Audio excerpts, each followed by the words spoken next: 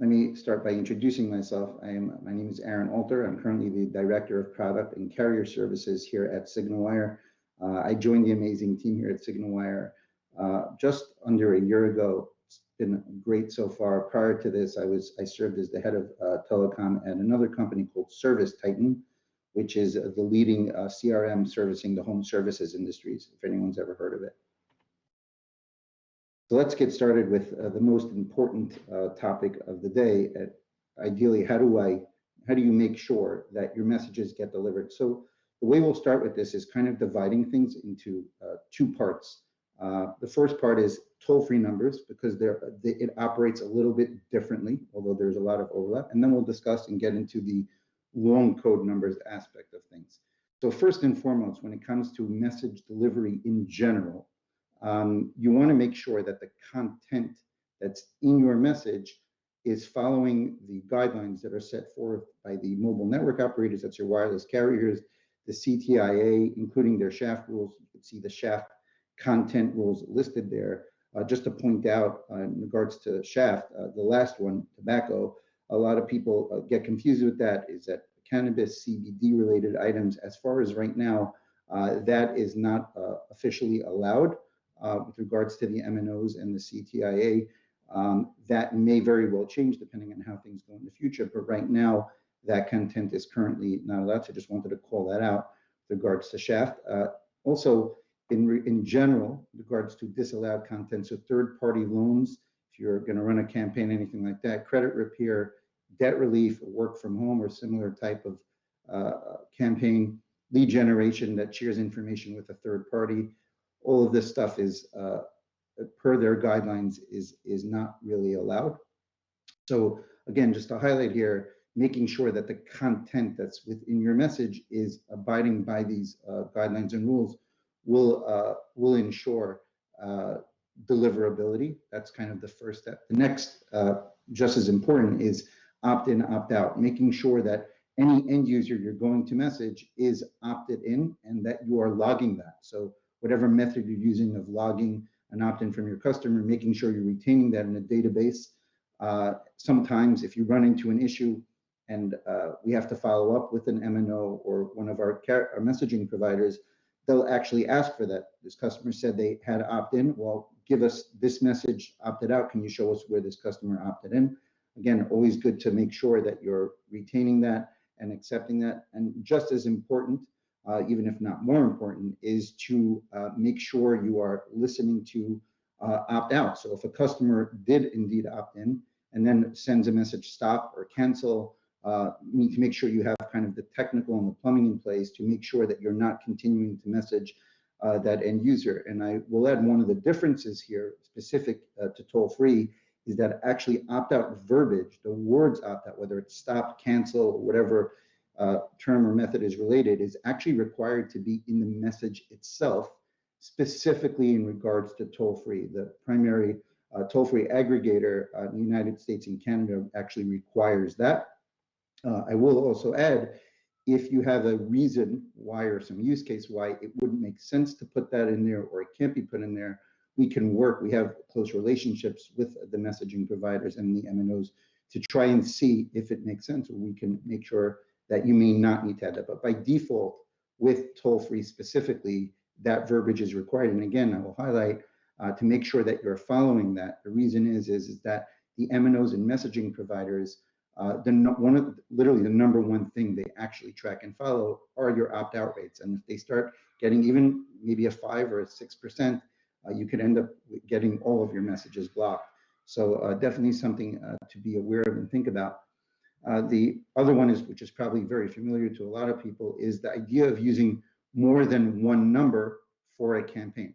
Now, typically, as many of you know, the usual reason, or the many times people are doing this, to try to extend the throughput that they're getting. You're getting a certain amount of throughput, and I want to extend that. And so therefore, I'm going to get multiple numbers and then use those numbers to send messages at the same time to expand that. If that is your reasoning, that is not allowed. It is known as snowshoeing. And it's usually, most of the time, it's used to spam people. So it's frowned upon. However, there are use cases that we've come across where it is required. And it is a little strange on toll-free because there's no locality there as opposed to a loan code.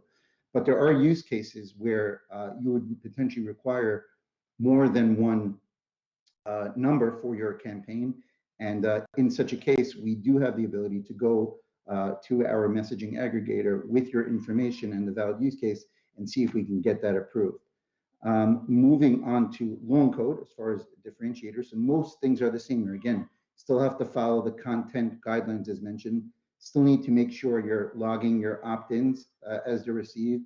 And one difference here is you don't need, as opposed to toll-free, although it is strongly suggested you use that, but including the actual opt-out verbiage in your messages is super important. But in regards to loan code, it's actually not 100% required. But again, they are monitoring your opt-out rates. And if your opt-out rates start to climb, you can run into an issue because that is heavily monitored. So just make sure, as a rule of thumb, it is best, even though it is not required on loan code, to still add it. And then the final thing, which we'll get into today, is this campaign registration and what that is. But essentially, loan code numbers going forward will require this registration process.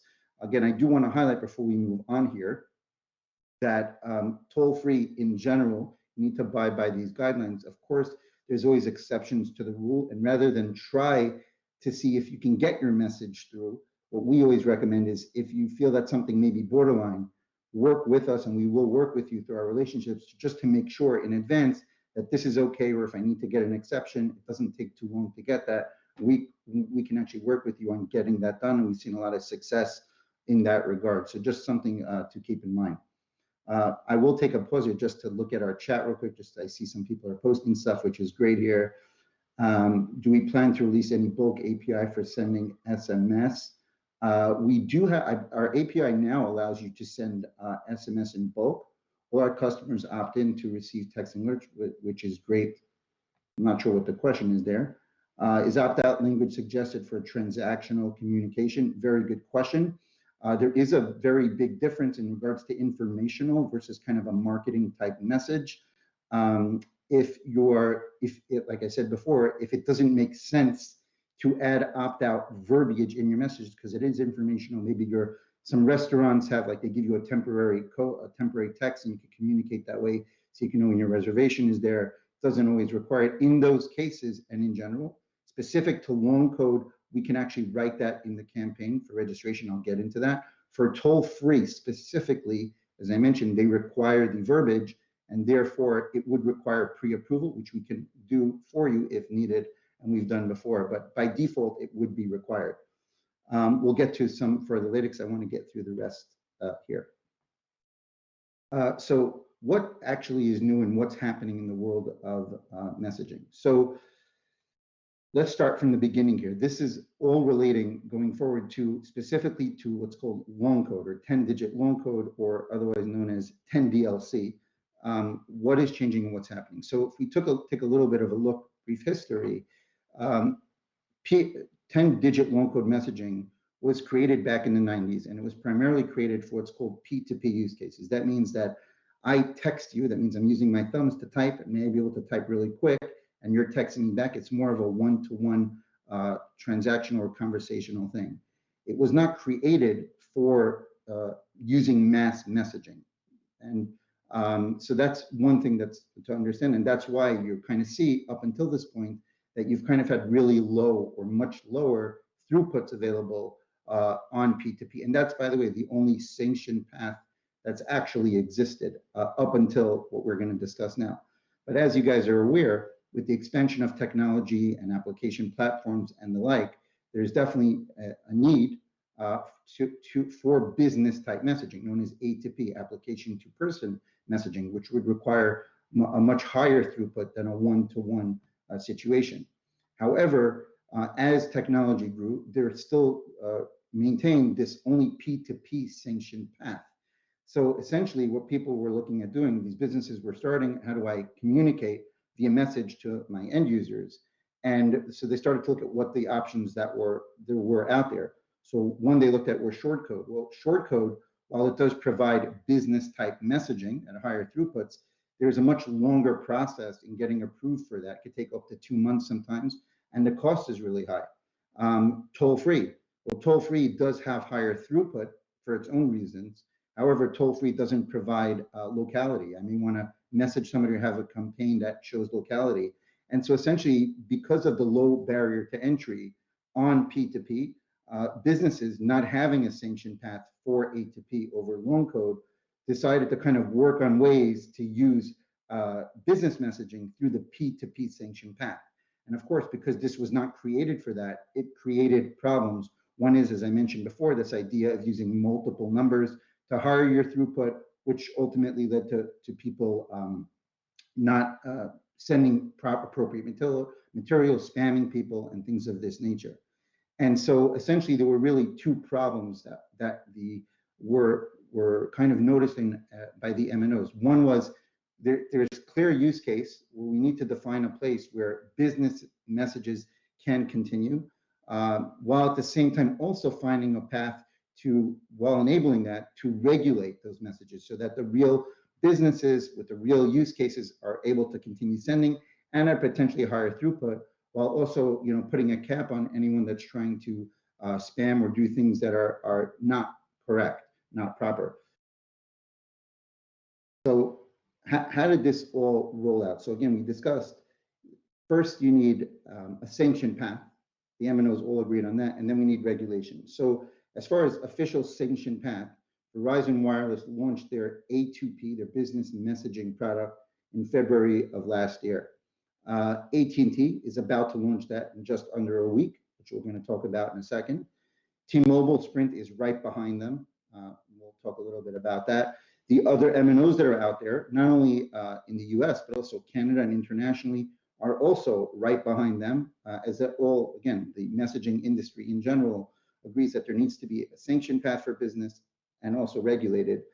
So being that all of these MNOs are launching these products, it kind of gives a legitimate place for people to business message over a loan code. However, there's still an issue with regulation. How do I make sure that you know, nefarious things are not happening, people are not spamming, and that what is going across is legitimate? And so that essentially led to this thing called the Campaign Registry. So essentially, they agreed upon, this is the aggregators and the mobile network operators or wireless carriers agreed on one company that can be used to kind of verify businesses, their campaigns, and essentially all the operators within the ecosystem would all buy into this, connect with this centralized verification system and registry. And that would essentially create a way where the proper businesses, appropriate businesses, can continue to run and do things maybe that they were not able to do up until this point. While at the same time, things that were not verified or not appropriate or proper would essentially be by default be vetted out. So they selected this company called the Campaign Registry, which is a sub of a bigger company called Calera, which is an Italian-based cloud communications company. And as mentioned, this system, this registry, provides the mobile network operators with the visibility into who and what of each message campaign. So who's the company, the business, are they legitimate, and what are they sending? And obviously it goes without saying that creating this centralized system benefits everyone in the ecosystem. It benefits the end users as less spam is going on, and it also enables the businesses such as yourselves to actually potentially send at higher throughputs and also have a more comfortability in regards to being ensured that your messages will actually get delivered. And it's also worth pointing out that although many other vendors out there have kind of been a little bit reluctant, because it is a big change, there's no question of that, I've been reluctant to kind of get on board with this. Some, till as much as recently, SignalWire has actually been in communication with the Campaign Registry for almost 8 months now. Reason being, we recognized that there were issues going on, and we wanted to get on top of this and kind of sort through this as quickly as possible so that we are ready for you guys to make sure that you guys are successful here. And matter of fact, we've actually been registering customers on the registry as far back as 4 months ago. So we pride ourselves on making sure that your business is successful, and by always looking at ways that we can help do that, even sometimes if it seems like it might be against the grain.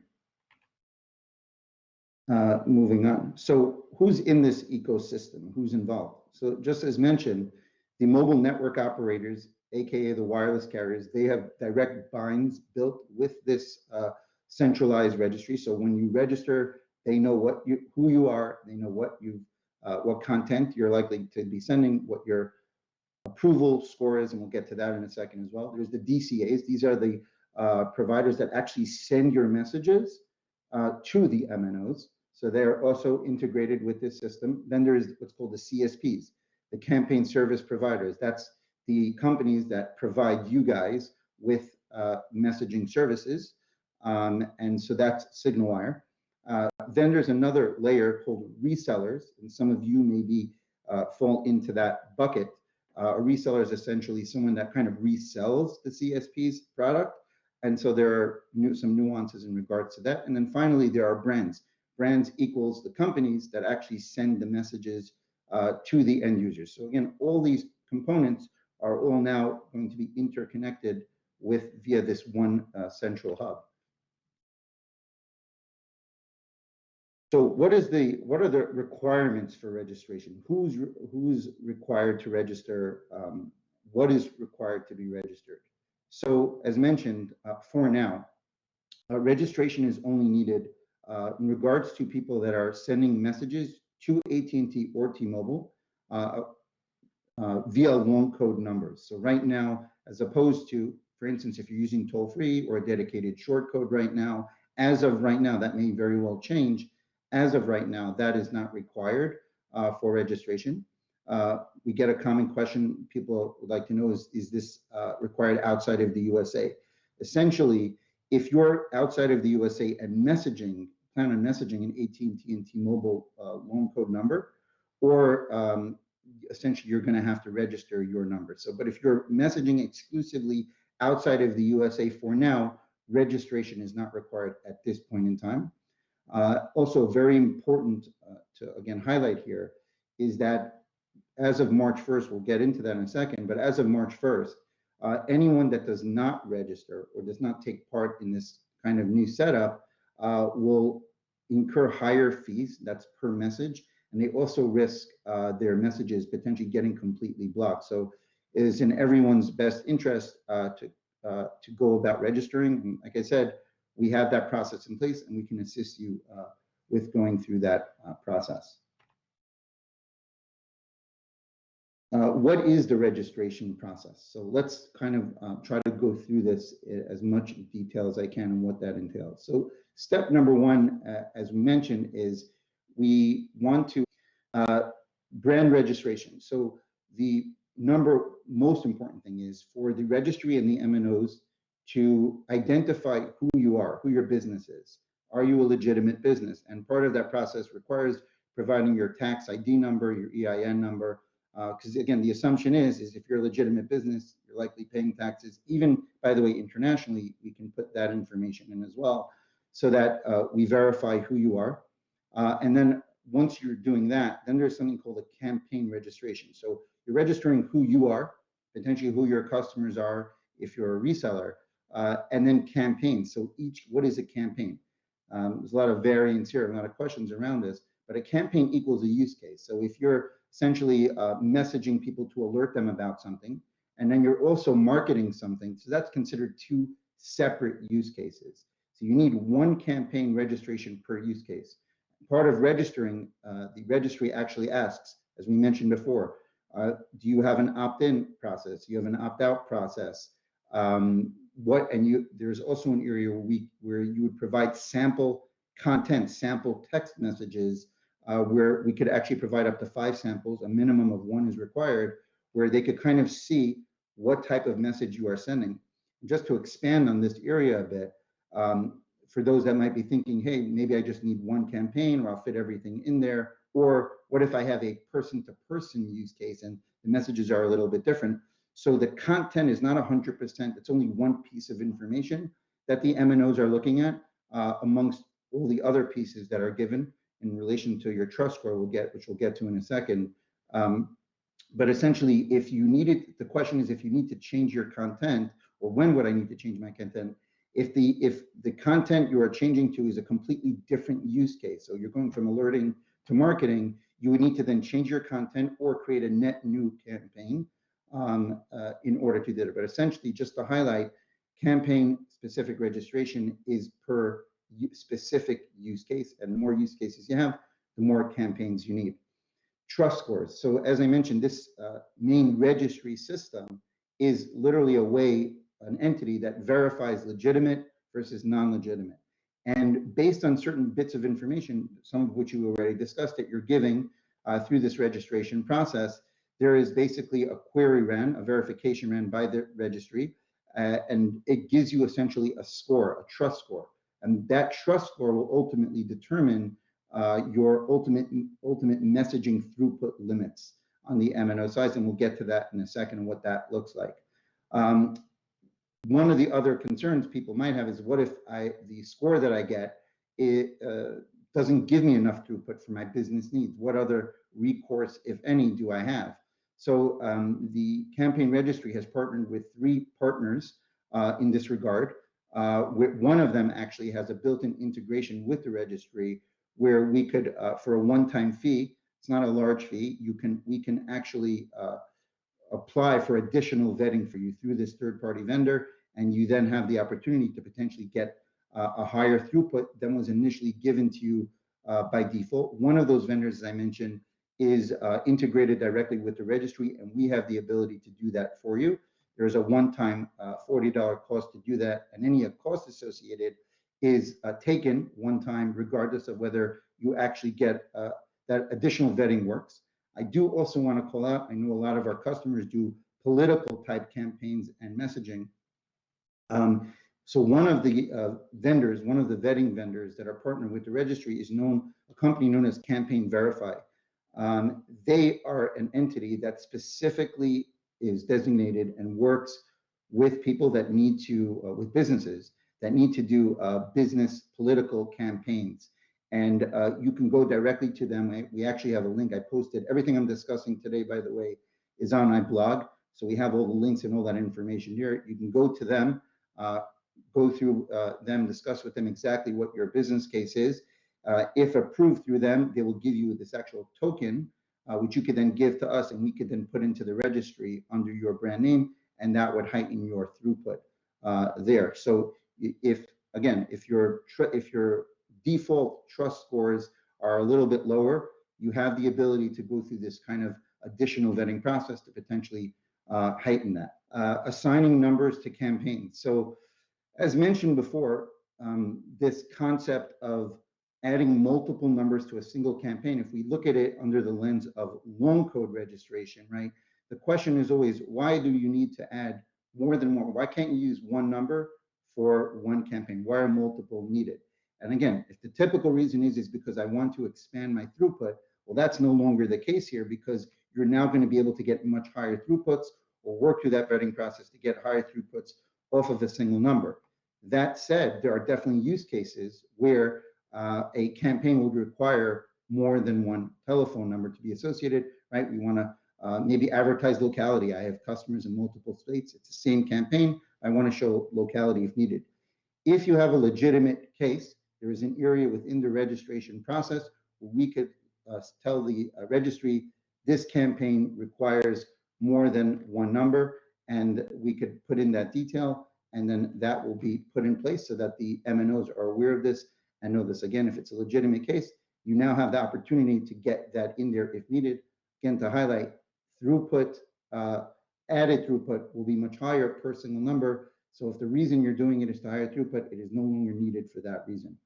Numbers match the campaign. So once you register with this campaign registry, essentially your numbers need to be matched up so that when you send a text message to one of the wireless carriers from that number, the wireless carrier knows that this is a registered number, who your brand is. You get a brand ID, a campaign ID, and that is done at the aggregator level. So we essentially take that information, and meaning your brand ID, after you get your company gets approved by the registry, your campaign ID or IDs, if given multiple, we then have your list of different numbers. We send that information over to the aggregator. They update what's called the OSR, which is basically this main registry where all messages flow through to the MNOs. And then that gets tacked on going forward to each of your messages, so that when the mobile network operator receives your message, that's there. It knows what you're approved for, what you're not approved for, and that's how it's able to tell what's legit, what's not, and so on and so forth. How long does registration take? So registration, from what we've seen, typically takes about 1 business day. So just to expand on that real quick, in the actual campaign registry, from what we've seen, 95% of the time, the second we hit the submit button, instantly you get approval. You get a brand ID and a campaign ID. Now, again, maybe your trust score may not be as high, which we can work through that, but the actual approval process, whether you're going to be approved or not, is instant. They created logics that do that verification electronically, and it is instantaneous. And then we have the second part, which is taking your brand ID, campaign ID, and associating it with your numbers so that when the MNOs get your message, it knows it's registered. That portion of things can take up to 1 business day. Right now, there's a lot of processing going on as everyone is looking to register. And to that end, we are currently working with both the campaign registry as well as our messaging providers and aggregators to automate this process. So you can expect that to be come your way shortly. We do definitely recognize that quick procurement of phone numbers is an essential need for many, many businesses, and we are working on getting that in place. Again, right now it is a manual process, which we've, again, been doing for 4 months now. Pretty good, and we've seen a lot of success on that, but we are working towards that. How do you get started with this process? So we have an online form you could fill out. I will share that, and that's also in the blog post as well, where you could simply just fill in this information that's required. It instantly opens a ticket with our team, and our team immediately starts to get processing on that. So what is this? Let's talk a little bit about throughput and what that means, what this all means for throughput. So first of all, the higher throughputs, which I'll talk about in a second, that you get on loan code are not in place as of yet. So I repeat, currently the throughput that you're given on loan code is 1 message per second. And so that is still in place as of now. The higher throughputs we're going to discuss are not in place yet. Once they are in place, or until they are in place, what happens if you decide to send at a rate that is higher than your approved throughput? So SignalWire already had this in place up until this point. Essentially, our APIs allow you to send to us as quickly as possible, as much as possible. And we have essentially built a queuing system that queues up all of your messages, and then we send it out accordingly based on the throughput limits. And as this continues to expand, we will have those different approvals, which we're going to talk about right now, set on your account, on your campaigns accordingly, so that we know what you're approved for, so that we're sending out at that rate. Even if you choose to send at a higher rate, we have that ability, because we want to make sure that all of your messages are ultimately delivered. So here's a kind of a list and a layout. This is always changing, but this is kind of the lay of the land as far as where trust scores stand. We've seen a bulk of our customers end up during original vetting at the 2549 level. Again, it's all varies depending on what your campaign is, who your company is, and all of that. I do want to highlight some stuff here. So the way AT&T and T-Mobile, so AT&T has already confirmed this, but T-Mobile hasn't yet. This is likely what it's going to look like. But AT&T and T-Mobile have different ways that they're looking at throughput. So AT&T is more of how many, they give you an allowance of a message per second, or actually the way they refer to it as a text messages per minute, based on your approval score. So it's meaning there's no necessarily a daily limit. It's just you could send this amount, but it's got to be at this rate limit per second or per minute. T-Mobile, on the other hand, took a different path. They don't have essentially a per second or per minute limit. It's more of a daily limit. So you could send it as fast as you want, as much as you want, but you can only send up to 200,000 or whatever that is. So that's essentially one of the primary differences in regards to throughputs between AT&T and T-Mobile. Again, Verizon and some of the others, as they come down the pipe, remains to be seen how they'll handle this. And there can also be changes to this as well. This is all fairly new to everyone. Moving on, what is the cost of registration? So so let's actually divide this out into 2 different parts. There is the cost to register your brand and your campaigns with the registry. There is also another aspect of it, which is the network access fees that each carrier has by using their A2P 10 DLC product. So let's first go through the registration. So registering, as we mentioned before, requires you to register your business or your customer's business. So there is a one-time fee of $4 that is just one time to register your brand for each brand that you're registering. In addition to that, there is a $10 monthly fee for each campaign that you have. Almost every campaign, except for charity, is a $10 a month fee per campaign. Again, there is no markup here. This is straight what the registry is charging. Essentially, this is their way of running this whole system with the MNOs and everyone else involved. Charities, again, a little bit lower. One point to also add here is that when we are signing you up in the registry, there's kind of it's like kind of in 3-month increments. So when you sign up for a campaign, it's every 3 months that it's active for. We auto activate it to continue the subscription beyond the 3 months, as we want to make sure you don't inadvertently get disrupted. So you can always tell us, hey, I want to stop this campaign. We'll go ahead and instantly we can turn that off.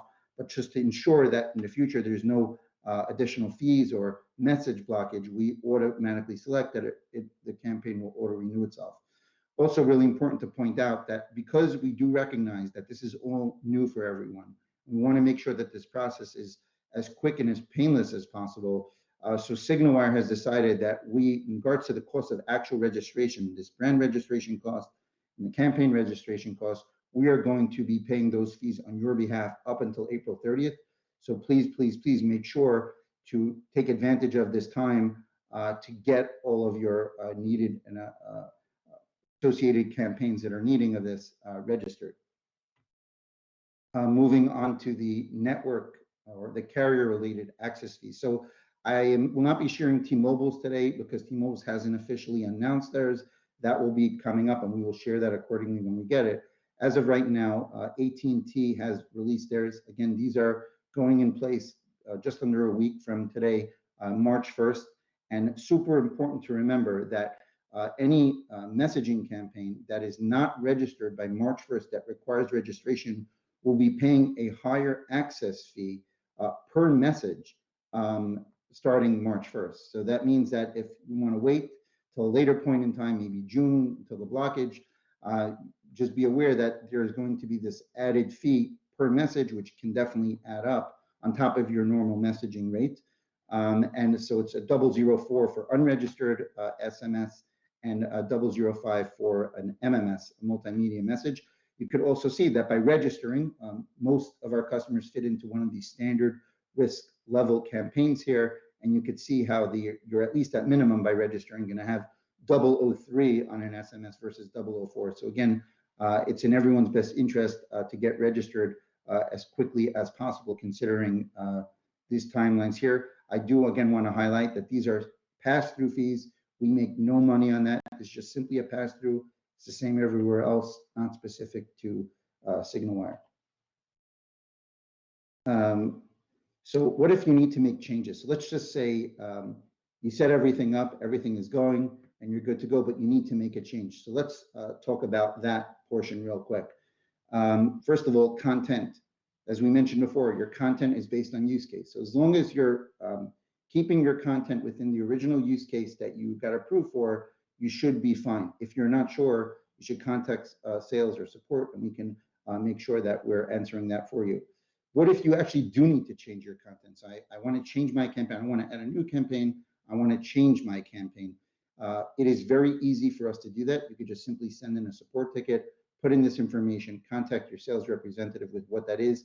We have the ability literally to do that within minutes. Of course, we have a processing queue, but we can get that done very quickly. From a registry perspective, it is very fast to do that.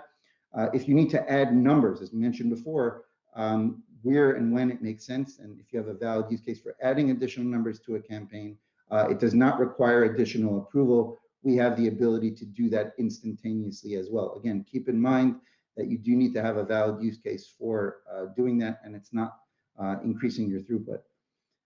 What about if you need to add a net new campaign? So net new campaign, as of right now, we also fairly quickly, it's going to be less than a day to do that.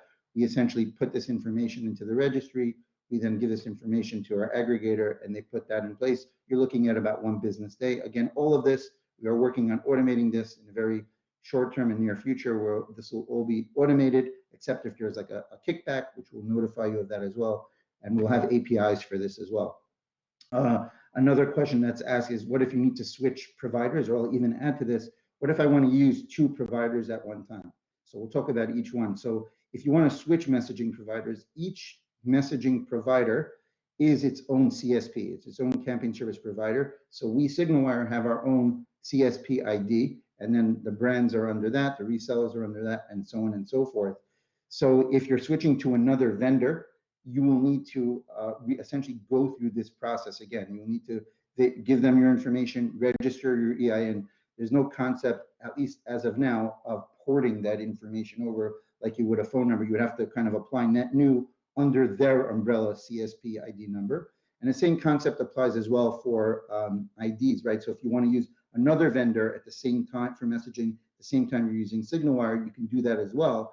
But you would have to apply separately for each corresponding number separately and appropriately as well. I do want to also add here that as some of you are probably wondering, there's a reseller aspect of this. Essentially, a reseller is someone that resells SignalWire services, and there's actually an option in the registry to connect resellers, and we could put that in, and you give us the sub brands and sub IDs, and we could put that in.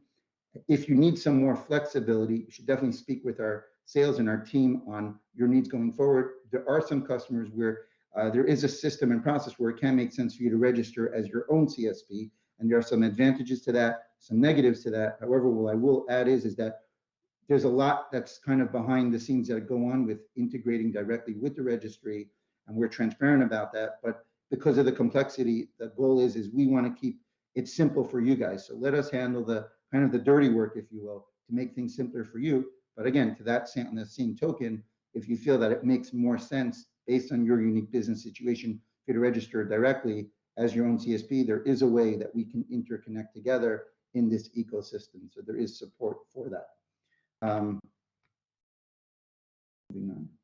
So I do want to highlight, I'm actually proud to announce that we've actually, in regards to messaging, we've recently launched 2 new products here. I'll just go through them really quickly because we're running short on time and I want to get to your questions.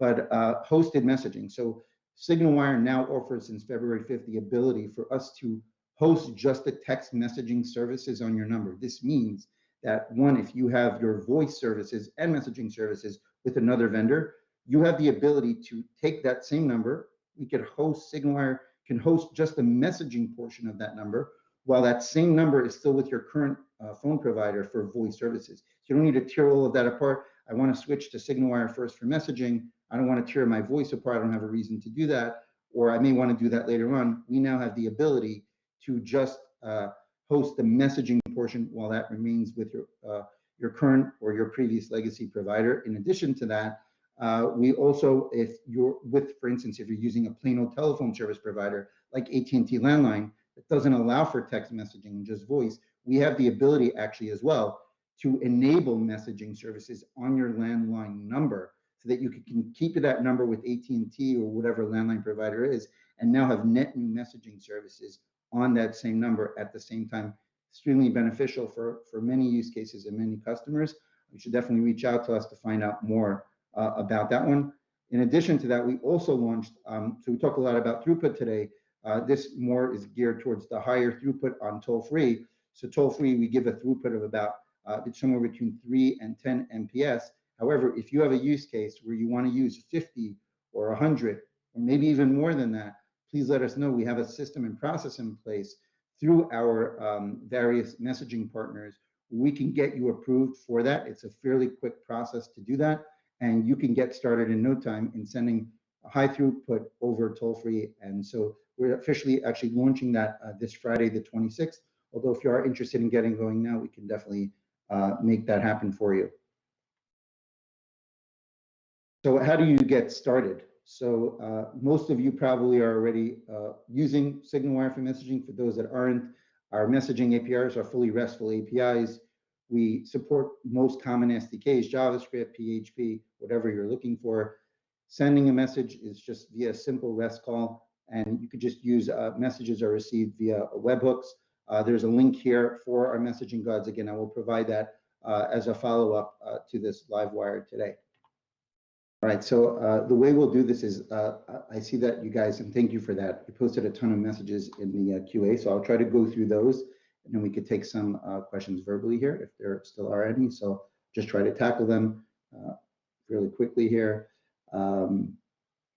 Is opt-out link, and I'll repeat the questions here, of course, so you guys know what we're referring to. Is opt-out language suggested for transactional communication? I think I addressed that earlier, that if you have a need for informational or have transactional, it's on loan code, it's recommended. On toll-free, it is required. If you need an exception, you can contact us and we can go through that process. If you have a valid use case, we can see if we can get that done.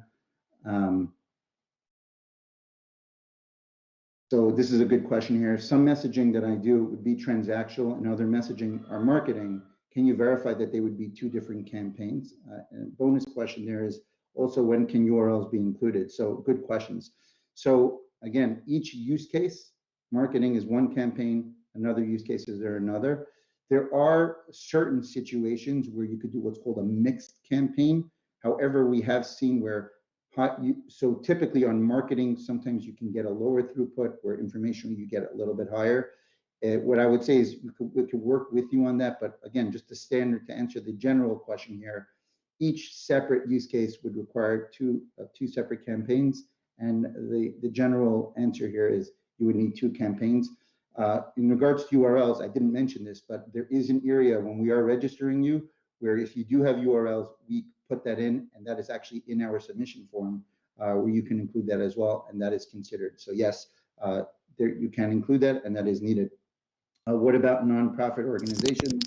Are they still being classified as business? Yes. So any organization, doesn't matter who you are, whatever EIN, whatever that ID is that you have, there's an area where we put that in place, but we need something to put in there. Just as a side note, some people have asked if they could put in, I don't have yet, I don't have an EIN, can I put in my social?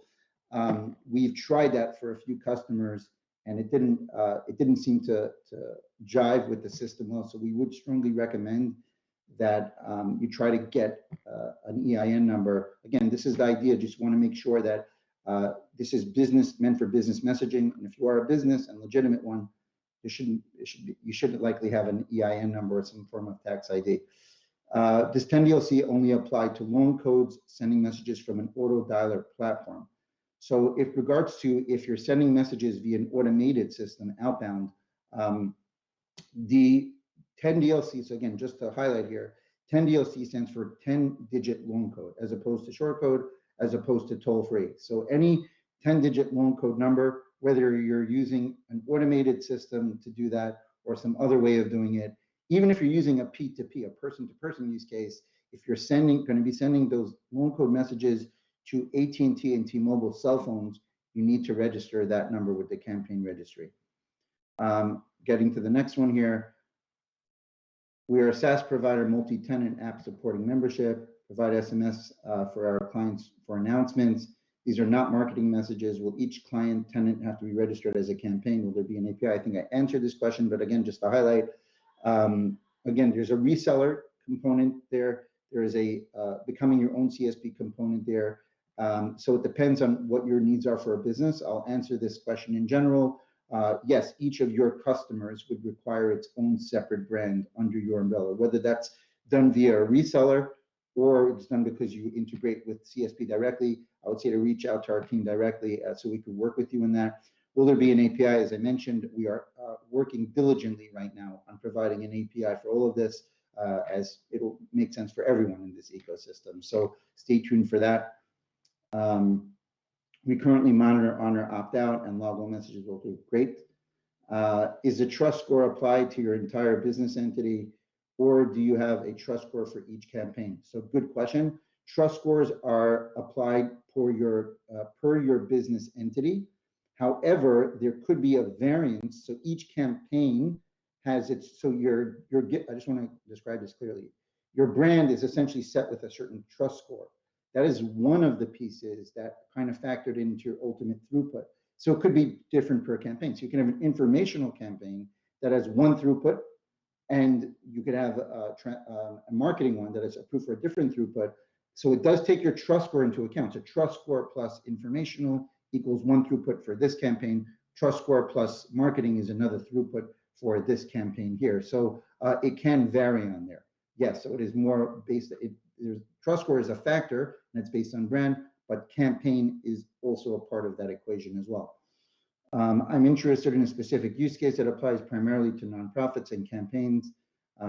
So as I mentioned before, with regards to political, there's a company called Campaign Verify. We will send a follow-up link to them. That is also posted in my blog as well, with way and information how you could reach out to them to go through the process of getting that done if you're in the political arena. When you register your campaign and register your message copy, do you need to register if you change your message? Already addressed that. Again, if the content is similar to the use case or highlights the use case, you shouldn't have an issue. Can we prevent queued messages from being delivered outside of business hours? I'd have to take that one back. I'm not clear on what that specific meant there. If I think I know what you mean by that, I don't think we have a time-based system on our end where we would queue for a given time and then send the next business day. If there is a use case for that, we're always open to hearing different use cases based on business need, but right now it's just a straight queue. So as you send showing up to people at like 3 in the morning. I'm sorry? You don't want messages showing up to people at 3 in the morning. Yes, correct. What I will say is our queuing mechanism is fairly fast. We don't have that in place yet. I do definitely hear that use case and what's there. And what I would say is to follow up with us on that, and we'll see what we can do in that regard. I'm not aware that we have that ability currently. I could be wrong though. If not, we'll look into potentially adding it if it makes sense. Yeah. Or also. Just to add to that, I think that that's really relevant, especially given the limits on T-Mobile, where they're capping it at like 40,000 or 200,000 a day, because there's no knowledge of like once it's capped at midnight, are they going to send those messages? So that's a definite concern.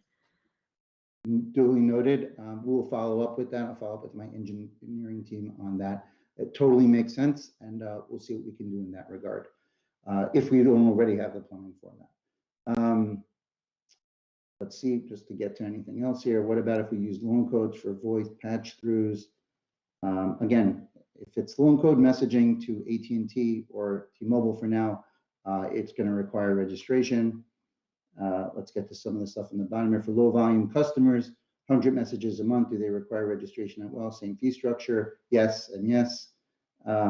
We have small groups and a low cost tiers for these small groups, adding $10 a month just so they can send a handful of whether our monthly meeting cancel messages will make add-on features somewhat unpalatable. So again, I will highlight here, obviously these new fees are can be viewed as excessive in some ways, and it is an impact for everyone involved there. But what I will add is these are industry M&O related fees, and we're just simply passing those through. And as again, the whole industry is doing at this point. So I 100% feel for that, and maybe those fees will get lower over time. But as of now, those are just simple pass-throughs and requirements that are set forth by the M&Os that you're trying to send the messages to. Can you use the same numbers for different campaigns? Address this. A good question. Jim got a lot of the good questions today. Everyone has great questions. Can you use the same number for different campaigns? If there is, technically speaking, I think from what I've heard, no, you really would have to have a different number there. If there's a use case for that, I think there's a way we could potentially work with that and make that happen, but we'd have to understand what that is and work with that. But in general, it's, I believe it's one, you cannot have multiple numbers on multiple campaigns, the same number on multiple campaigns. If we are planning for a survey campaign, are there any webhooks available to receive customers' feedback? So based on reply, we can send a message. I'd have to check with our engineering team on that one there, and we'll send a follow-up in that regard. To Rob, duly noted. Yeah. And again, just to address again on that, as far as the pricing and additional costs, we totally get it. Of course, it's an impact to everyone in the industry and the business. But we, again, at the same point, we're just kind of in kind of the playing field, and we need to make sure that you guys are covered and in the best way possible. So those are basically the questions I've read off the chat. If anyone wants to ask anything, feel free to ask away here. So we're just running that raffle to see who our gift card winner is. I'll take Rob's question while we're waiting on that. Who can we contact to clarify this further? So your sales rep, I would say to start with your sales rep. If you're not on the registry yet, you can set up a call to discuss your specific detail to make sure that you and your business needs are taken care of. And what I will promise you is that we will work with you to make sure that you're successful and that's done. We have, as I mentioned, very strong relationships with all the players in this field, and we've seen tremendous success in going through this process properly. So reach out to whoever your sales rep is, and they will work with the rest of our team in making sure that if you have something unique that needs to be considered, that we'll work with you in making sure that gets done. Are there any other questions? And speaking of which, Jim Hensel, you are the winner of our QA gift card. So congratulations to you. We'll send you a follow-up with that detail. Just to sum up, again, thanks everyone for taking the time. I know that this is a lot of information here to take in at once. We're going to send a follow-up with all the links that we discussed, the blog, and any related information. If you have any further questions, we want to hear from you. Reach out to your sales rep accordingly, and we will work with you on this. With that said, again, thanks again for your guys' time, and we look forward to seeing you in the next LiveWire.